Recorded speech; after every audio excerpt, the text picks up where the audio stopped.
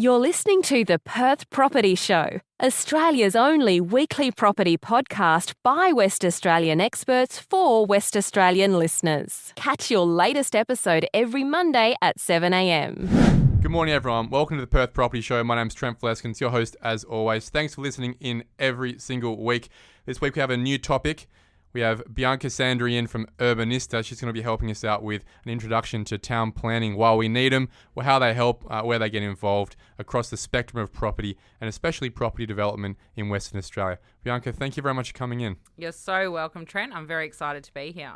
Hey, Bianca, before we start talking about the nitty-gritty of town planning, can you give us a little bit of a background on what it is that you do, where you come from, and generally your involvement not only in planning but also council, which is a really important part of the planning process for a lot of people? Yeah, I guess in terms of my background, I actually started my career in local government, first at the City of Vincent, then the City of Bayswater, and then the Shire of Serpentine Jarrahdale for a small portion.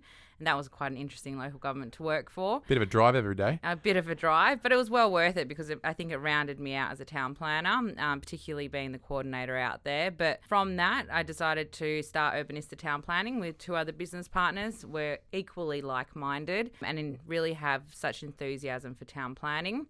And then a couple of years into starting Urbanista Town Planning, I decided I wanted to see the other side of local government, and that came down to being on council. And I felt like I wanted to make a bit of a difference in my area. So I sit on the City of Stirling Council, currently the Deputy Mayor.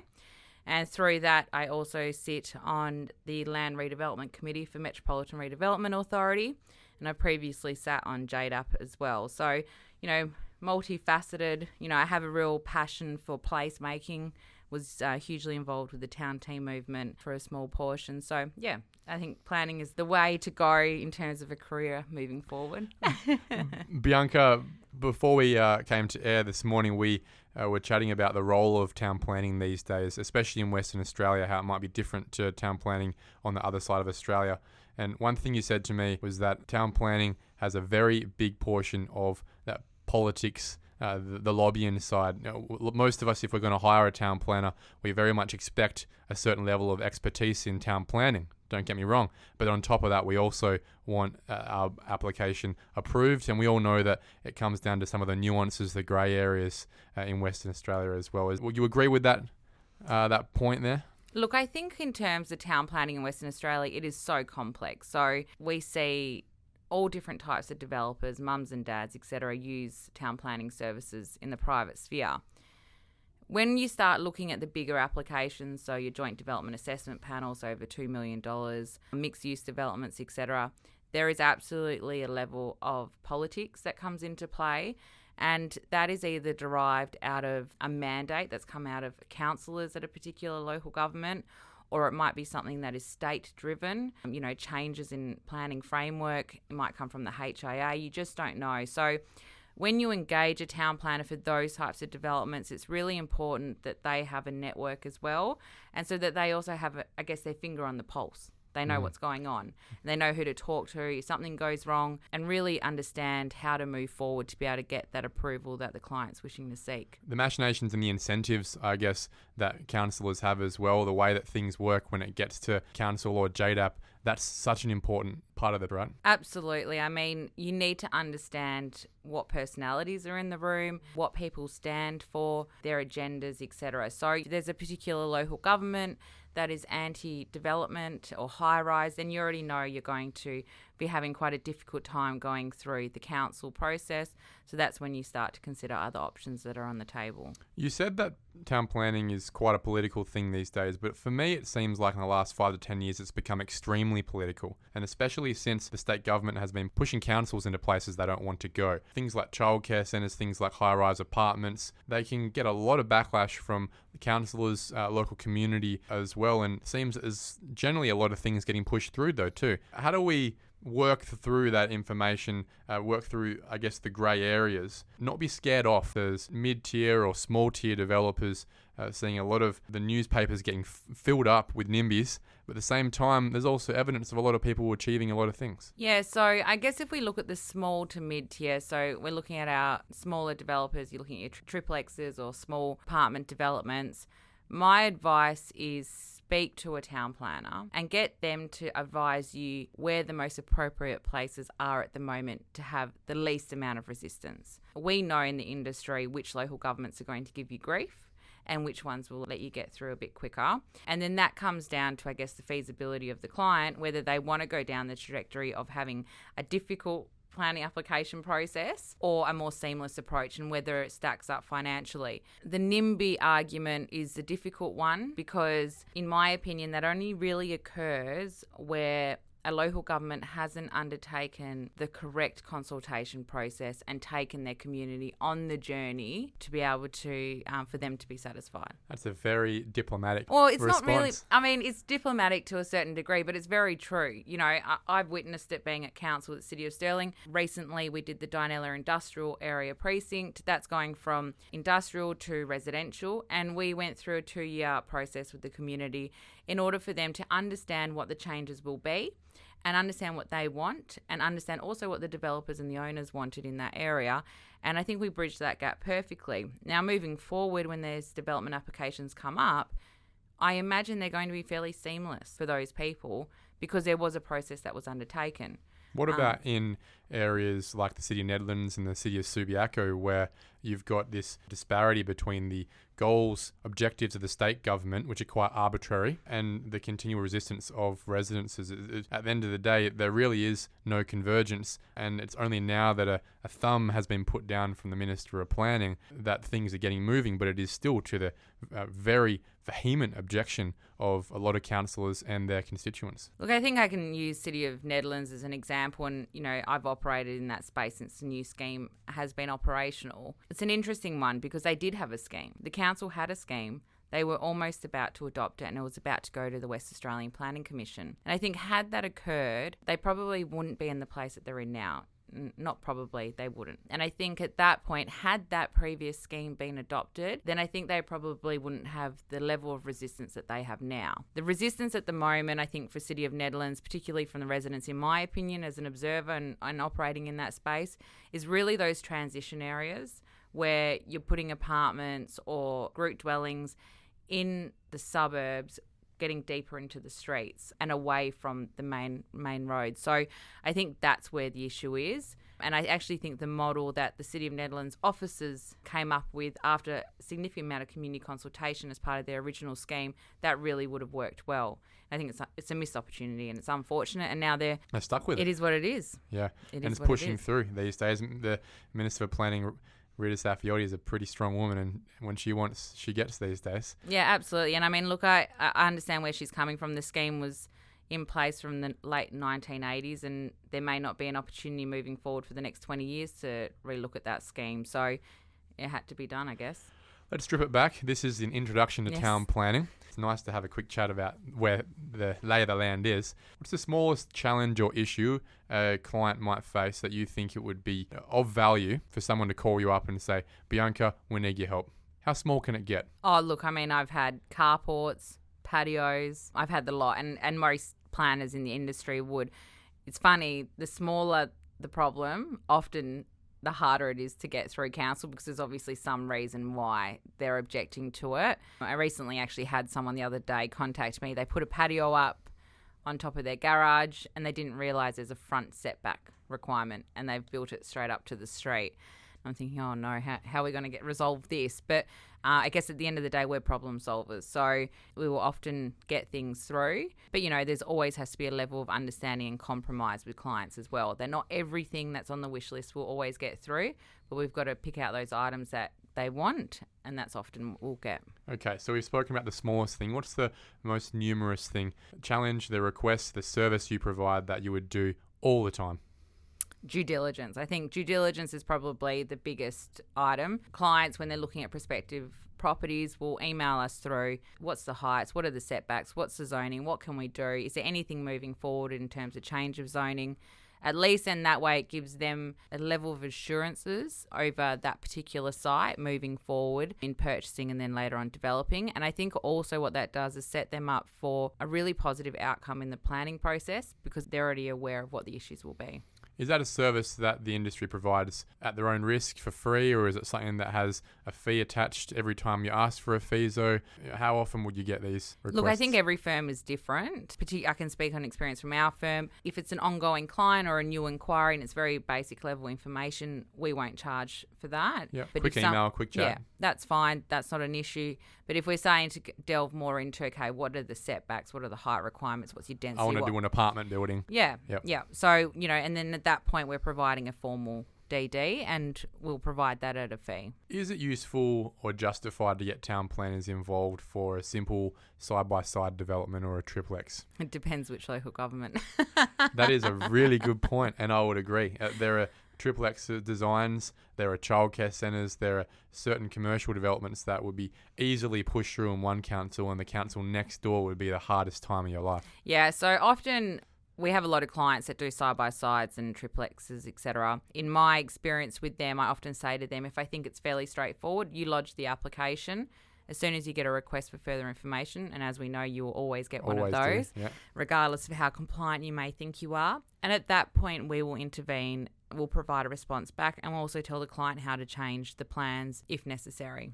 So I think that's really important. But certainly with particular local governments, City of Vincent's a prime example. Their framework's complex. They've got a built form policy plus the R codes plus some nuances. So it's important to get some feedback from a private planner up front, or go have a chat with the local planner and the local government if you can get a hold of them. Yeah, and that can be really hard with a lot of councils, especially right now, given a lot of development applications are going through. Great example, Stirling, Canning. You pretty much can't get through to a planner right now. You might wait 2 days to have them come back to you. Absolutely. We're finding that pretty much everywhere. It was actually funny. I was speaking to the manager at Wanneroo the other day. They had 600 building permits go through last month. That is just historic. Yeah, well, I wonder which suburb that is. Yeah, that's true. Yeah. Do you have a little bit of insider information for all the listeners today as to the councils you would suggest are the tricky ones, the ones that unless you are really experienced, would be a tough time, and you probably will need a town planner regardless? Look, I think if you're going through joint development assessment panel, so $2 million plus, always have a planner to assist. If you're looking at smaller developments, in particular local governments, I think it's important to seek advice from a private planner up front. City of Vincent being one, Town of Victoria Park to a certain degree, because they've got character requirements. You can get hit with something that you didn't know. You Exactly. buy a property and then you're stuck with a lemon. Yeah, and then you've got, City of Stirling has heritage protection area, so it's really important to understand the parameters around that. Often people buy a property thinking they can demolish it, but you can't. City of Joondalup and there's currently a new planning framework coming through. They've been trying for a while, haven't they? Yeah, so that's coming through. Which is, I think, a backward step. It is what it is. I have to be mindful on who's listening. So City of Joondalup, I think, is often you'll need a town planner, but I think it's probably a smart decision to ask a planner before you purchase a site. What are the issues? What do they think? And just move forward from there. When we're engaging a town planner on a residential space, do you have an idea for us as to what most firms would be in terms of cost involved? Is it a $15,000, $20,000 exercise? Is it a $5,000, $10,000 exercise? And this is normally just for your side-by-sides, your triplexes, things that normal mum and dads going in with normal residential finance would be doing in an R20 to R50 space. What would it normally cost you to engage a town planner? And the reason I ask this is it gives people an opportunity to understand the value for money. Generally speaking, I think that if you're looking at a side-by-side house and it's not going to council, it's something that can be determined by the officers in the local government, then really all you should be paying for is a response back to that request for further information. Depends how much information is required, but you're looking at maybe somewhere between $1,000 and $2,000. So it's not a huge amount of money in comparison to the grief that it will probably cause you trying to answer them yourself. You'd be working in tandem with the builder and the architect if there is one involved. Yeah, that's right. And normally we work with the designer or the architect involved, or the builder. In some occasions we do have builder clients as well. If you're looking at like triplex developments plus and you want a planner to carry out the entire process, you're probably looking at somewhere between $2,000 to $4,000, I would think. Again, it depends on the complexities around that. And then if you're looking at apartments, apartments at the moment, and I should preface, those costs are around the current planning framework with the current R codes. Well, things are moving, aren't they? Exactly. So if medium density code comes into play, then that will elevate the fees because of the amount of work that is required in terms of assessment. And we've seen this particularly with apartments, what used to be a ticker box exercise under the previous R codes and maybe would have cost the client, $2,000 for a planning report. Firms are charging anywhere between $5,000 to $10,000 for a planning report for apartments, and simply because of the level of assessment that's required. Do you think it gets harder because when the new codes come in, the planning officers are just crapping themselves that they don't really understand it themselves? It takes a while for them to get in there, and it just becomes harder to get things through in the first year or so. There's a lot of change happening right now. It's an interesting one. I mean, I actually have to give the local governments a prop, because when Design WA came through, so that's the apartments Volume 2, yep. 2, when that came through, most local governments did really well in understanding the policy and applying the policy. Of course, there's nuances that we'll disagree on, etc. That's not unusual generally in planning anyway. It's always subjective, but they did really well. So I would hope that the same approach would be taken for medium density code, but there's always an adjustment period. We've spoken about the medium density code a little bit. Let's segue into it quickly if we can. Do you think it's a positive step, and do you think it's going to price a lot of small developers out of the market on small blocks? Look, I think it will take time to adjust to. I think it will provide better outcomes long term. But I also think we have to be mindful that it's not a ticker box exercise. So not every lot will be able to accommodate the full requirements in the medium density code. And there really needs to be some initiative and thought process around that when it comes down to the individual local governments assessing it. I really hope it doesn't price out people. I really hope it doesn't, but in reality, I think it may. I think it's going to add a lot of risk to the mum and dad who would generally just go by. The good thing about the computer saying yes or the computer saying no is that there's a rule book and you can play within it. As long as you understand the rule book, you may not need that much advice left, right and centre, because it's pretty homogenous. You can understand, you can guess what the issues are going to be.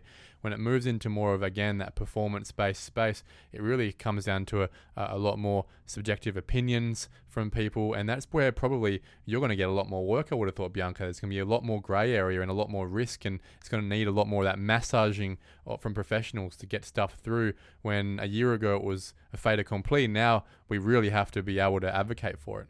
100%. Looking at, we saw the switch with the apartment codes. You definitely need a town planner now. There's no two ways about it. And I think the same will happen with the medium density code. I mean, selfishly for the industry, that's great, but I think that it's unfortunate that developers or mums and dads wanting to do 2, 3, 4 lot subdivisions now will probably require the assistance of a town planner. More expensive. But it is. On top of that, I think the thing that I noticed very quickly is it's going to stop, for very deliberate purposes, most of the single story, small lot triplex units going up, or have gone up for the last 20, 30 years. Everyone's going to be forced in most cases towards townhouses. Again, that is the reason why it will price people out, because it's going to cost that much more just to do a small scale development.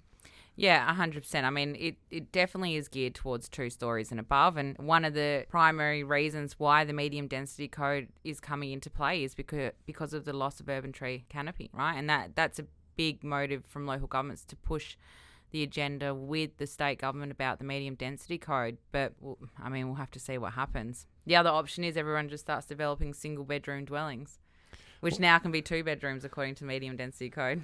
Well, and look, that's a really good point you pull out there, is there's always changing opportunities as people test the boundaries and someone lets it through and another person think that's not a bad idea. There's always new opportunities in the market, and that's probably a good way to balance out the negativity of the people who will lose out of the medium density code. Is there are opportunities from the other side too, and the reality is, though, the opportunities are probably coming in the bigger end of town.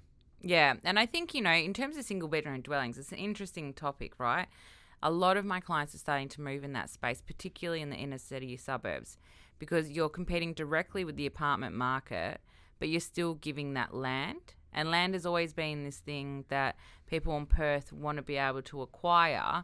So instead of paying for an apartment, they'd rather pay for a single bedroom dwelling. So I think a lot more opportunity will come out of that, because one reason why developers, I think, haven't taken that approach in all instances is because of limitation on bedrooms. Bianca, I would expect you to have a few of the key secrets in the industry as to where things are going. They might not be set in stone right now, but there's always, as we said, things changing in terms of opportunities, and that opportunity a lot of the times comes from changing in zoning. We've seen quite a few areas change zoning in the last 5-6 years. Where do you think the next places will be where people will be able to add some density to their local suburb? Look, I think definitely along the Metronet lines is a key. So there's parts of Morley, Naranda where there's planned train stations.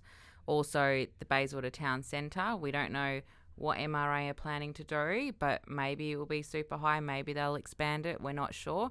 But that framework is about to be released shortly. So there's always an opportunity around that train station there.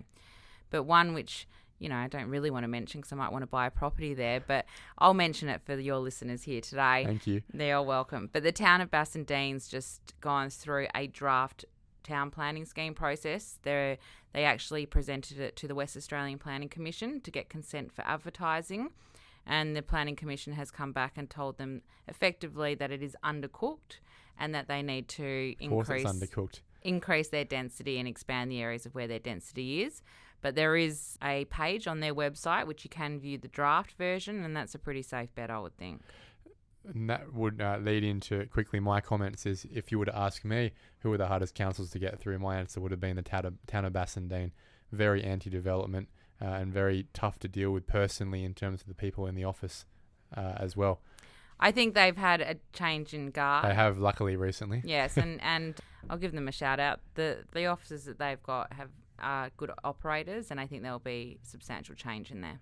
Well, and that's the thing. You can view on a map some great locations that should have great amenity. You love the area for the vibe, for the culture, but it can be absolutely stained by 2 or 3 people in a planning office that keep things stagnant for years.